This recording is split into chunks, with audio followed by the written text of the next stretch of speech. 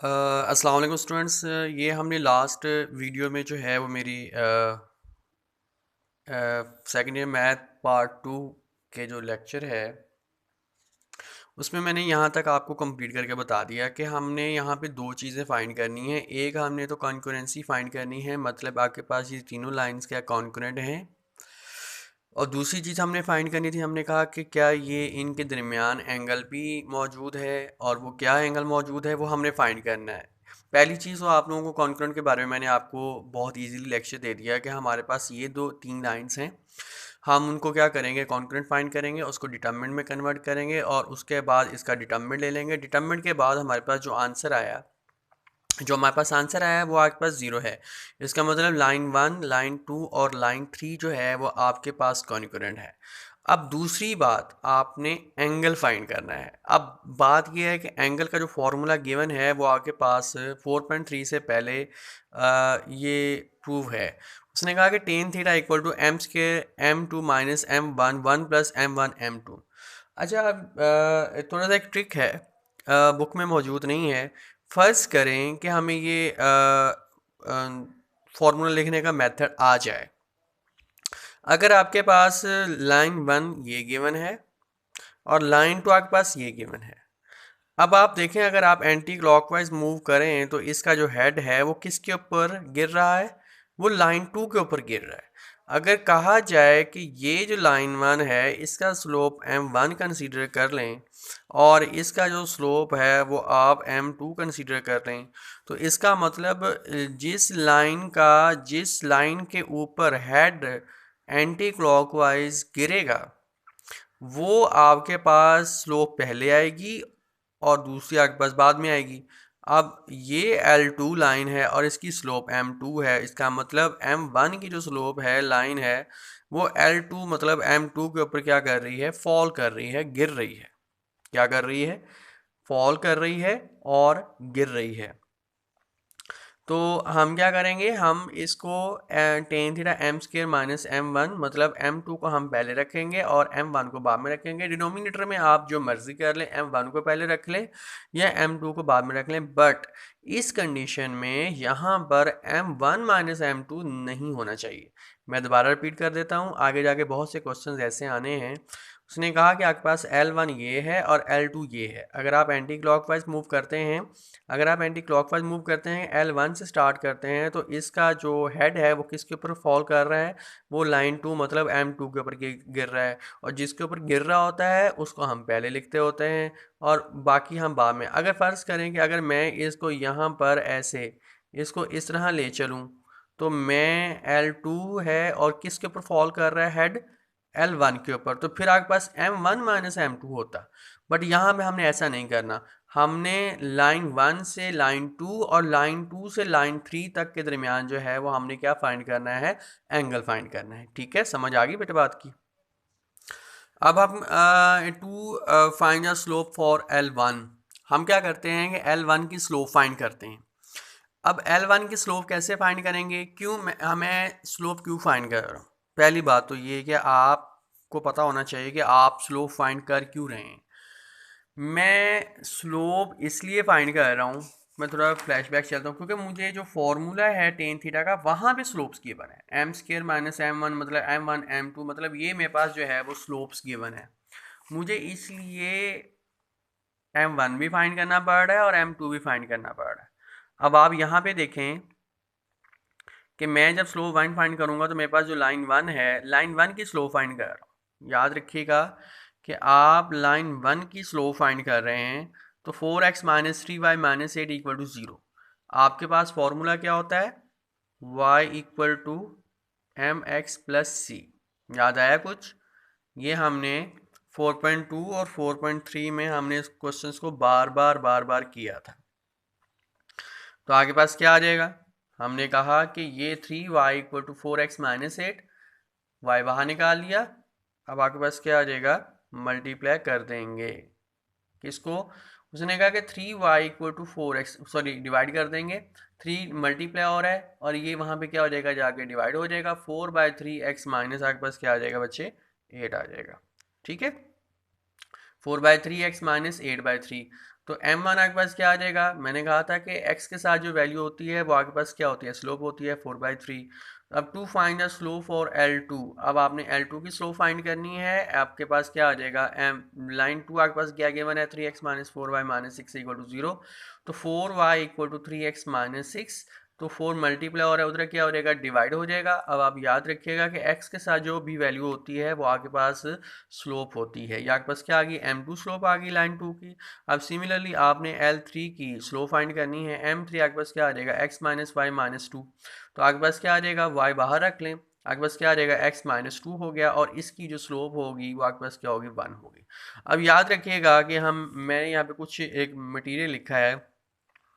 मैंने कहा है कि now let theta 1 be the angle from L1 to L3 and theta 2 be the angle from L3 to L2।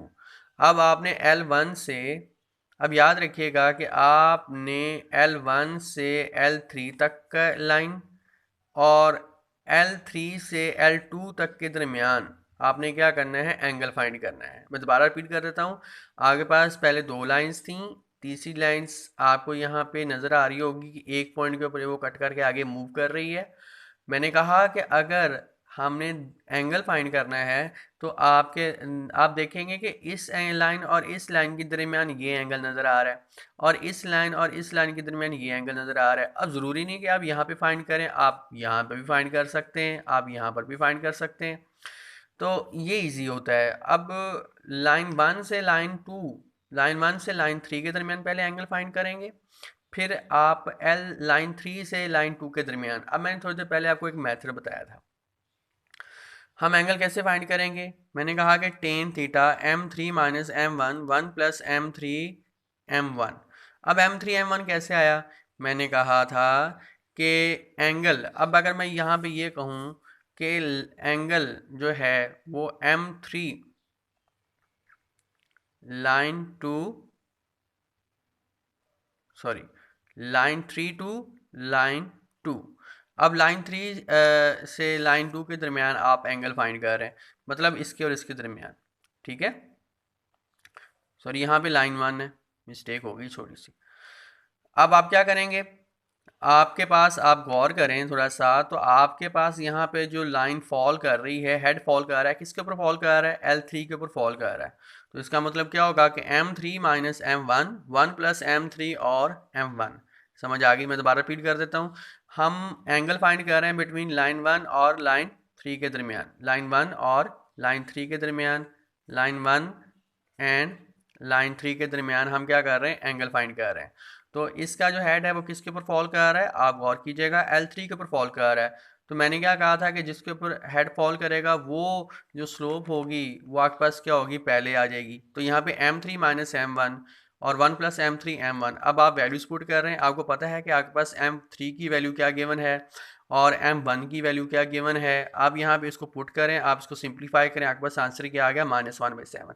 अब आपने जो एंगल फाइंड करना है वो लाइन, यहाँ पे जो आप एंगल फाइंड करेंगे इस जगह पे, वो आप फाइंड कर रहे हैं इसके एल लाइन 3 और लाइन 2 के दरमियान। अब इसका जो हेड है वो कहाँ पे फॉल कर रहा है, वो L2 के ऊपर फॉल कर रहा है। इसका मतलब क्या होगा कि m2 माइनस m3 आएगा, किसका, m3 का। याद कीजिएगा, m2 minus m3 1 plus m2 m3 आ जाएगा। आपके पास m2 की वैल्यू भी, स्लोप भी गिवन है, और आपके पास m1 का स्लोप भी गिवन है। आप वैल्यूज पुट करेंगे, आप सिंप्लीफाई करेंगे, आपके पास क्या आ जाएगा, -1/7। आप देखेंगे कि दोनों का एंगल जो होगा बेटे वो सेम होगा। इसका मतलब लाइन 3 जो है वो बाइसेक्ट कर रही है angle form from first two lines, ठीक है बेटे। क्वेश्चन नंबर देखिए बेटा 8 है, इसमें ये मैं आपको सॉल्व नहीं करवा रहा, ये आप लोगों ने खुद करना है। और बहुत से ऐसे क्वेश्चन हैं जो बिल्कुल एक जैसे ही हैं, वो आप लोगों ने खुद करने हैं। क्वेश्चन नंबर 8 में उसने क्या कहा, कॉन्करेंसी फाइंड करना है और आपने पॉइंट्स फाइंड करने हैं। कॉन्करेंसी का तो मैंने आपको बता दिया था कि आप लोगों ने उसके डिटर्मिनेंट फॉर्म में आपने ये फार्मूला अप्लाई करके आपका कॉन्करेंसी फाइंड करेंगे। अब पॉइंट्स कैसे फाइंड करते होते हैं, आपने एक्स वाई फाइंड करना है, तो आपको उसका मैंने बहुत आसान मेथड बताया हुआ है फर्स्ट लेक्चर में। लास्ट वीडियो में मैंने आपको कहा था कि x over determinant minus Y over determinant और 1 बाय डिटर्मिनेंट, आप इस रूल से आप x और y की वैल्यूज फाइंड कर सकते हैं।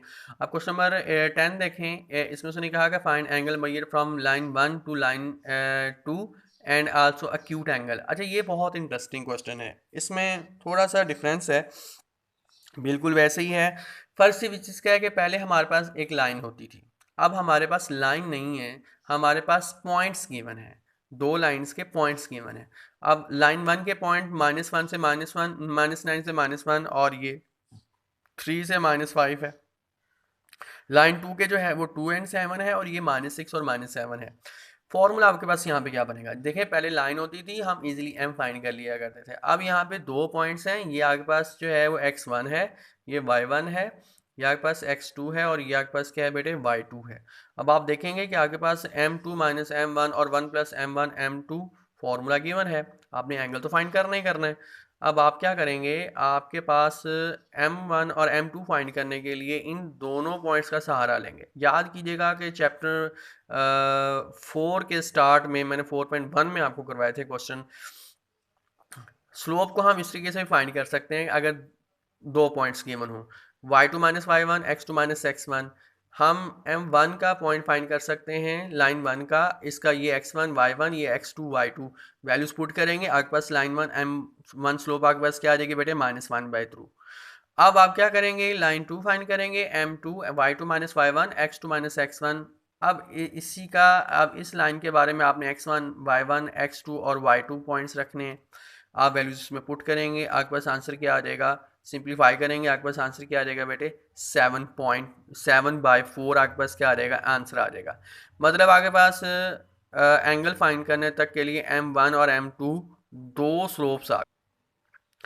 अब आपने आगे देखने हैं, मैंने कहा था कि आपके पास m1 और m2 आर स्लोप्स फार्मूला आपके पास गिवन है यहाँ पर।